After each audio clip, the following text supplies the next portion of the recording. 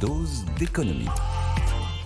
Nicolas Dose est parmi nous, peut-être avec une bonne nouvelle ce matin. Bonjour Nicolas. Bonjour. Vous nous parlez d'immobilier. Bonne nouvelle pour vous si vous souhaitez emprunter pour acheter un logement, peut-être acheter un studio, comme vient de nous le dire Stéphane Descartiers. Les taux restent orientés à la baisse selon plusieurs courtiers. Alors où en est-on ?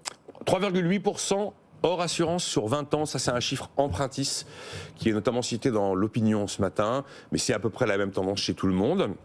Donc ça veut dire que la tendance baissière continue malgré la remontée des taux souverains. Le taux long par excellence, c'est le taux d'emprunt de la France.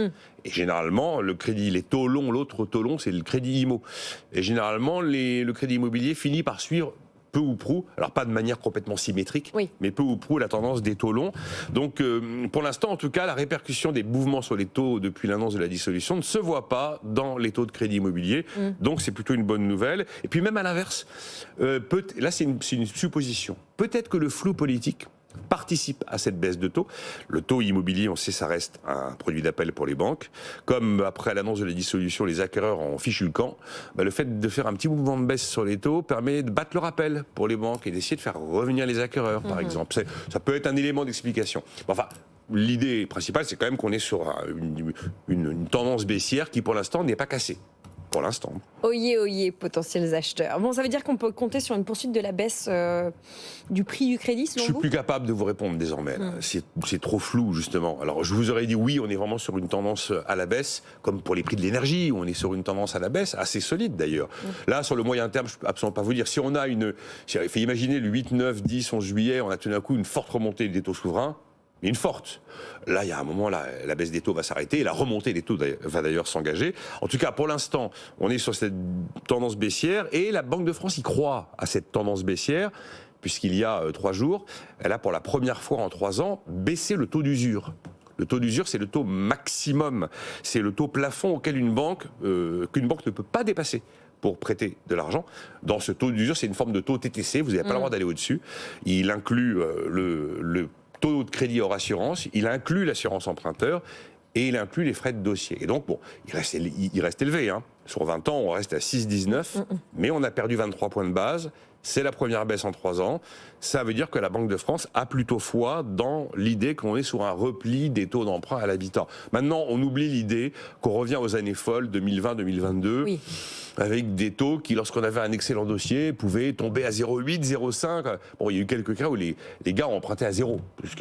C'était un monde pas normal. Parce que quand même, à Sintra, au Portugal, à l'occasion de la réunion annuelle de la BCE, Christine Lagarde a quand même envoyé le message qu'on ne pouvait pas dire que la guerre contre l'inflation était gagnée.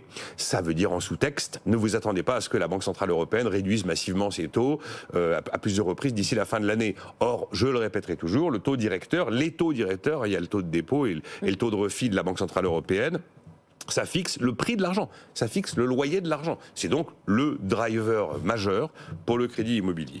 Les banquiers centraux qui répètent qu'il leur faut plus de temps pour s'engager. C'est comme une relation amoureuse. Bon, si les taux baissent et que le marché immobilier continue de se redresser, ça veut aussi peut-être dire que les prix, eux, vont cesser de baisser, voire même remonter. Alors, c'est le problème. Si tout d'un coup la demande est de plus en plus solvable, que l'acquéreur est de retour, évidemment, on risque d'avoir un arrêt de la baisse des prix, voire là c'est plutôt stabilisation. Et on pourrait même avoir une remontée des prix. En fait, c'est l'histoire centrale de notre économie, ça. L'histoire des prix de l'immobilier beaucoup trop élevés. La vraie ponction dans le pouvoir d'achat. Il y a eu de l'inflation alimentaire, mais c'est l'immobilier qui vient vraiment ponctionner le pouvoir d'achat.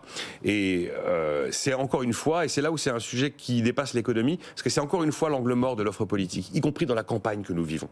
Il n'y a rien sur le logement. Alors d'un côté, on sait qu'en France, on a un problème si on reprend la thématique du pouvoir d'achat, on a un problème de salaire net. Car le salaire net, c'est le salaire après la montagne de prélèvements obligatoires qu'on prélève dessus sur le travail pour payer la protection sociale.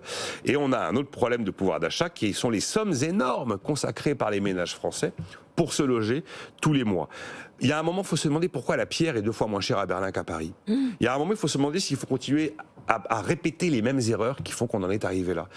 Se demander s'il faut continuer à soutenir systématiquement la demande au détriment de l'offre, s'il faut continuer à empiler des aides à l'achat, comme le prêt à taux zéro, s'il faut avoir systématiquement dans la construction 100% de logements accessibles aux handicapés.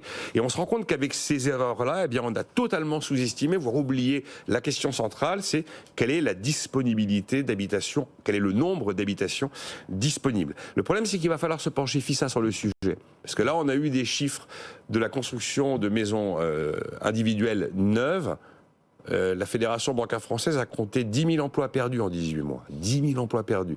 Et Altares, sur un an, a observé dans le secteur une hausse des faillites de 36%. Donc encore une fois, c'est l'angle mort politique. Et encore une fois, il va falloir s'y attaquer, mais il serait temps. Voilà, malgré le désordre, pour le dire simplement, les taux immobiliers continuent de baisser. Pour combien de temps? Merci beaucoup Nicolas Dose. Cette séquence est à retrouver en podcast et en replay sur notre site et notre application. Et puis si vous nous suivez sur YouTube, la séquence de Nicolas est disponible. Il y a une zone pour commenter, vous aussi participer au débat ou à la réflexion.